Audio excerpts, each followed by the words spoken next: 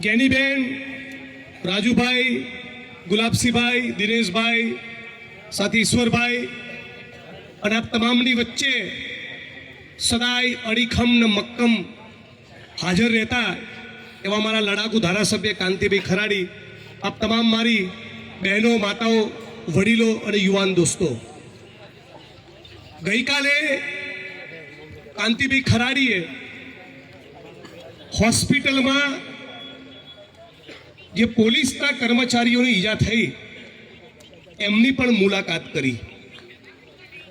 कांग्रेस परिवार वती थराद अने बनासकांठा जिल्ला कांग्रेस वती आज एक घटना बनी एमां जे पण पोलीसना मित्रों घवाया ए पण कदाच सामान्य परिवारमांथी आवता हशे एमना माटे अमारी संवेदना छे।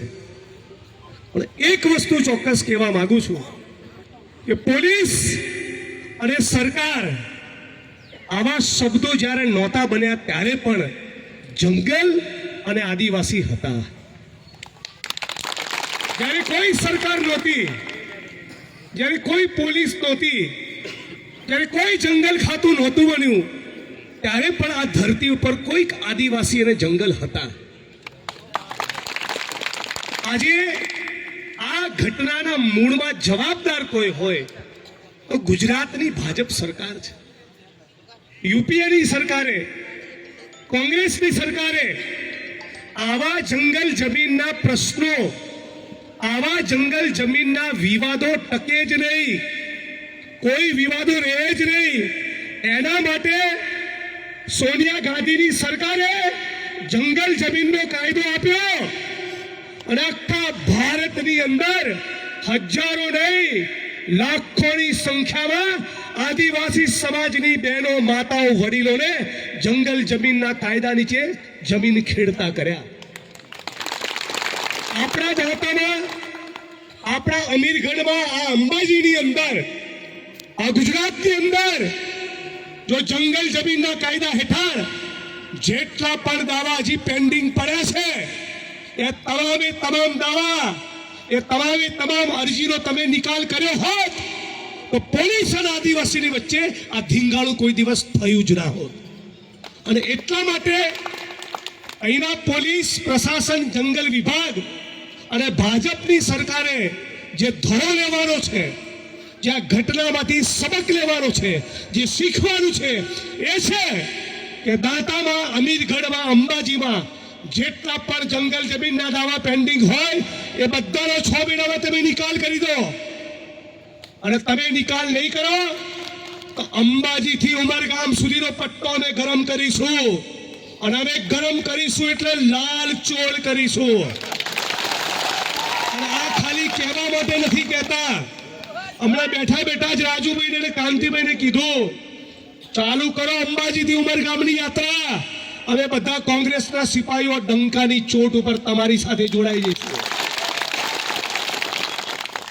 અને એટલા માટે કહીએ છીએ કે એમ તમારા સમર્થનમાં જ્ઞાનીબેન, ગુલાબસિંહભાઈને હું આવ્યા છીએ। તમે જાણો છો જ્ઞાનીબેન એ જે પાર્લામેન્ટના મકાનમાં બેસે છે, હું જે વિધાનસભાના મકાનમાં બેસું છું, માનનીય મિહિરભાઈ પટેલ કલેક્ટર બનાસકાંઠા જે કલેક્ટર કચેરીના મકાનમાં બેસે છે અને દાતા પ્રાંત અધિકારીની તમારી કચેરી, આ તમામ મકાન એ ગુજરાત અને ભારતના આદિવાસી કડિયા મજૂરોના લોહીને પરસેવાથી ઊભા થયા।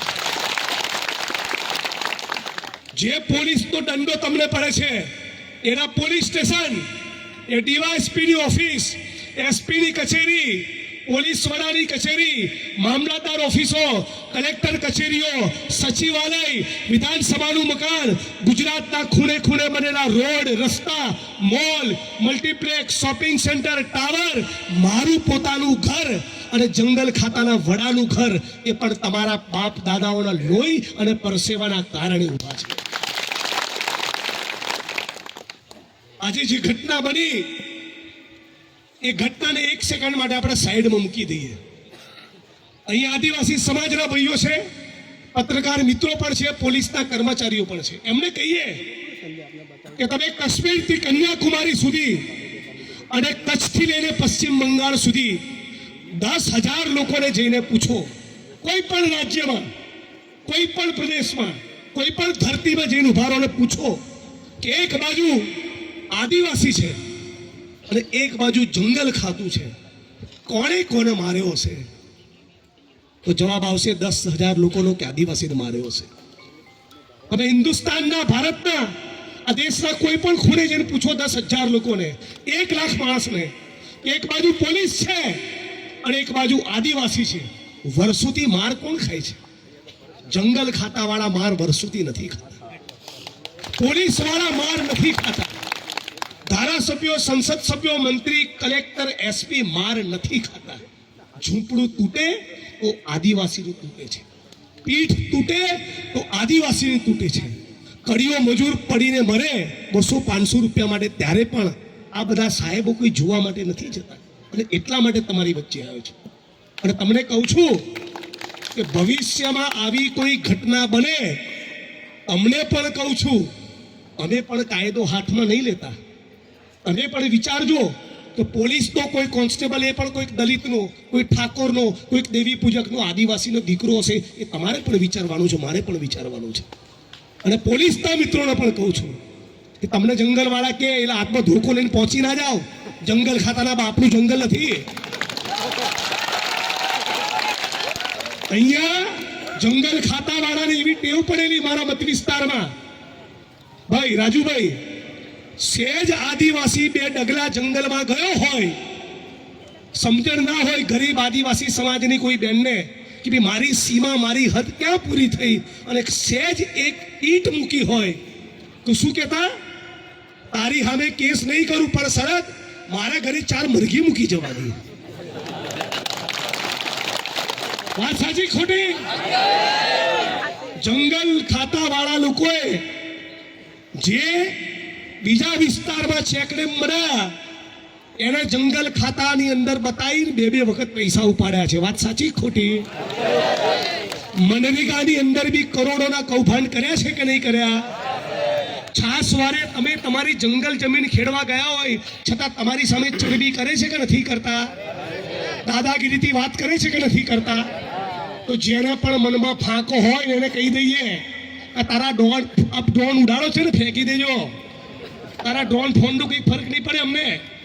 અને તમારા આટલું બધું ડ્રોન ઉડાડવાનો શોખ થતો હોય તો અંબાજીના પવિત્ર ધામની ફરતે 2 કિલોમીટરમાં દારૂના અડ્ડા ચાલે છે, ત્યાં ઉડાડો ને.